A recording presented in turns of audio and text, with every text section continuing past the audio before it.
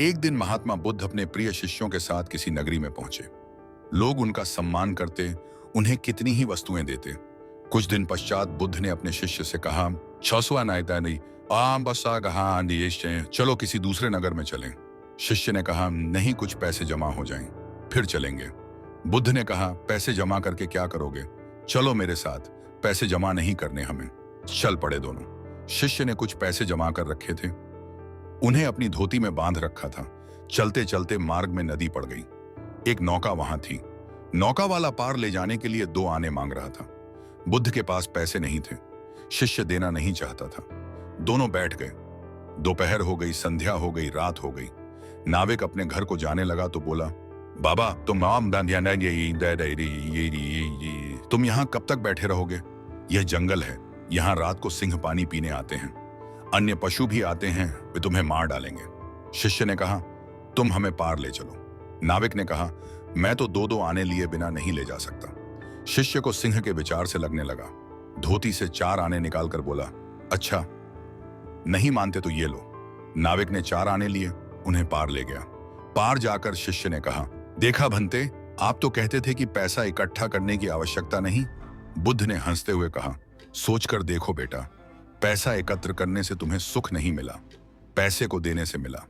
सुख त्याग में है, ज्ञान में, एकत्र करने में नहीं।" एक दिन तथागत अपने शिष्यों को उपदेश दे रहे थे कि तभी एक शिष्य उठकर बोला, "भंते, क्या हर दुख का निवारण किया जा सकता है?" बुद्ध बोले, "यह सत्य है कि हर दुख का निवारण है। इसी संदर्भ में तुम्हें एक कथा सुनाता हूं। एक सेठ का नौकर लंबे समय से उनके पास रहकर उनकी सेवा कर रहा था। वह बड़ा ईमानदार था, साफ सफाई का पूरा ध्यान रखता था। इसीलिए सेठ जी उससे बहुत प्रसन्न रहते थे। एक दिन शाम को जब सेठ जी घर आए तो देखा कि उनकी पुरानी दीवार घड़ी टूटी पड़ी है। उन्होंने नौकर को बुलाकर पूछा, "यह घड़ी कैसे टूट गई?" नौकर ने कहा, "मालिक, मैं सफाई कर रहा था कि घड़ी हाथ से छूट गई और टूट गई। गलती मेरी है, आप मुझे क्षमा करें।" सेठ तेज आवाज में बोले, "क्षमा मांगने से क्या होता है? घड़ी बरसों से कमरे में लगी थी, कमरे की शोभा थी, और तुम्हें पता ही है यह मुझे कितनी प्रिय थी।" डांटने के अलावा सेठ जी और कर भी क्या सकते थे। बहुत भरोसे का नौकर जो था। रात को सेठ जी को नींद आ गई। बार बार घड़ी टूटने की बात मन में उठ जाती थी।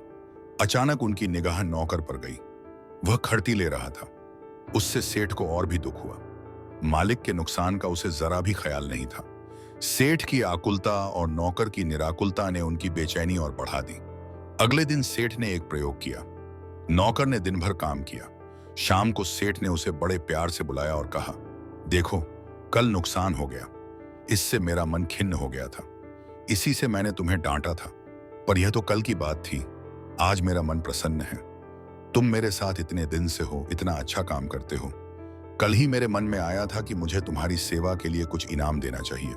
सोचता हूं कि क्यों न यह घड़ी ही तुम्हें दी जाए, पर क्या करें, वह तो तुम्हारे हाथ से टूट गई। यदि नहीं टूटती तो आज तुम्हारी होती।" यह कहकर सेठ तो उस रात बड़े आनंद से सोया, पर नौकर सारी रात करवटें बदलता रहा। बार बार उसके मन में एक ही बात आती रही कि अगर घड़ी नहीं टूटती तो वह मुझे मिल जाती। कथा सुनाकर बुद्ध बोले, "अब शायद तुम समझ ही चुके होगे कि लोभ ही दुख का सबसे बड़ा कारण होता है। इसे त्याग कर ही हर दुख से मुक्ति पाई जा सकती है। मानव सेवा ही हमारा सबसे बड़ा धर्म है।" तथागत अपने शिष्यों को मानव सेवा का मूल मंत्र समझा रहे थे। इसी संदर्भ में उन्होंने शिष्यों को एक कथा सुनाई। एक राजा वेश बदलकर रात के समय भ्रमण किया करता था कि कहीं कोई अधिकारी उनकी प्रजा को सता तो नहीं रहा है, कोई दुखी तो नहीं है, या कोई बदमाश लुटेरा इधर उधर तो नहीं घूम रहा है। एक रात को भ्रमण करते हुए राजा नदी के किनारे पहुंचा। सोचता कि कोई बदमाश पकड़ में आ सकता है। उसने देखा कि वहां एक युवक लेटा हुआ है। राजा ने पास जाकर पूछा, "तुम कौन हो?" युवक पहले तो एक अजनबी को इतनी रात गए घोड़े पर देखकर सहम गया। फिर बोला, "मैं लक्ष्मीबाई का दामाद हूं, अपनी घरवाली को लेने जा रहा हूं, पर मुझे इतनी जोर का बुखार चढ़ा है कि मैं एक कदम भी नहीं चल सकता। सोचा रात को यहां आराम कर लूं तो सवेरे चलने लायक हो जाऊंगा।" राजा ने उसके माथे पर हाथ रखा तो वास्तव में मारे बुखार से वह तप रहा था। राजा ने कहा, "जाड़े के दिन हैं, यहां बियाबान में अकेले रहना ठीक नहीं है। चलो तुम्हें पहुंचाए देता हूं। राजा वेश बदले हुए था, इसलिए युवक पहचान नहीं पाया। उसे उठाकर बैठाते हुए राजा बोला, तुम बीमार हो, घोड़े पर बैठ जाओ, मैं घोड़े की लगाम पकड़कर साथ साथ चलता हूं। सहारा देकर उसने बीमार युवक को घोड़े पर बैठा दिया और लक्ष्मी के घर की ओर चल दिया।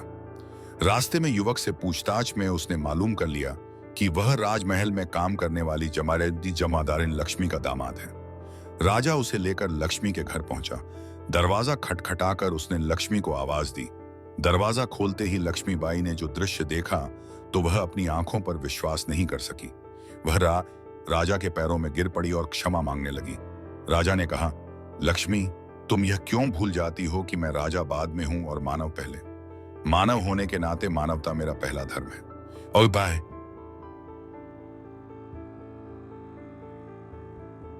ईश्वर हर जगह, हर रूप में कहीं भी प्रकट हो सकता है। वह तो अंतर्यामी है। महात्मा बुद्ध ने अपने प्रिय शिष्यों को ईश्वर की महिमा की कथा सुनाते हुए कहा,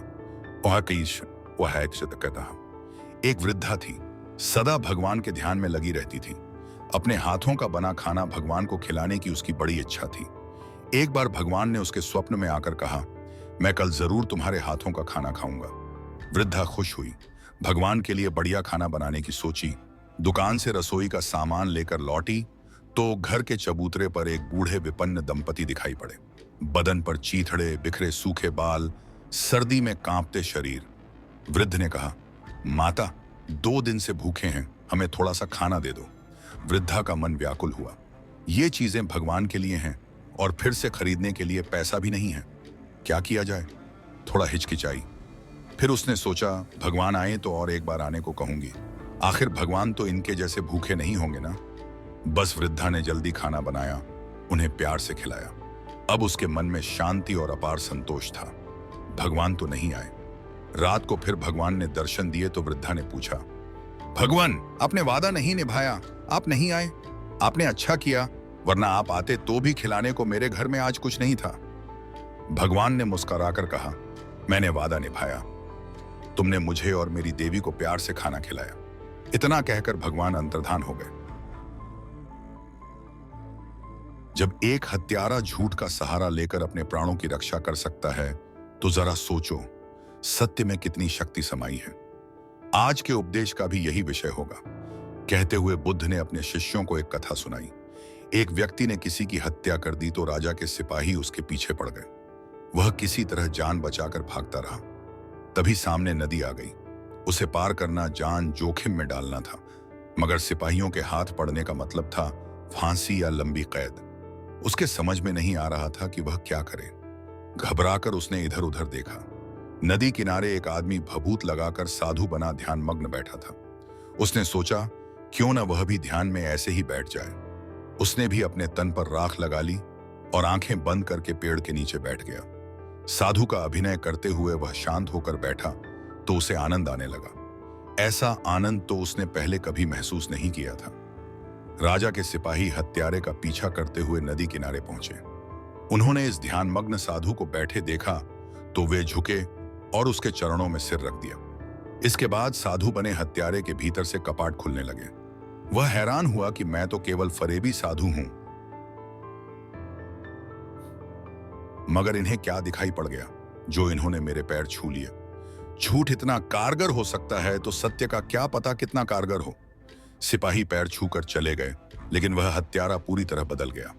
उसके जीवन में क्रांति आ गई, क्योंकि उसने देखा कि झूठी साधुता को इतना सम्मान मिल गया तो सच्ची साधुता को कितनी श्रद्धा मिलेगी। बरसों से बंद उसकी आंखें पल भर में खुल गईं।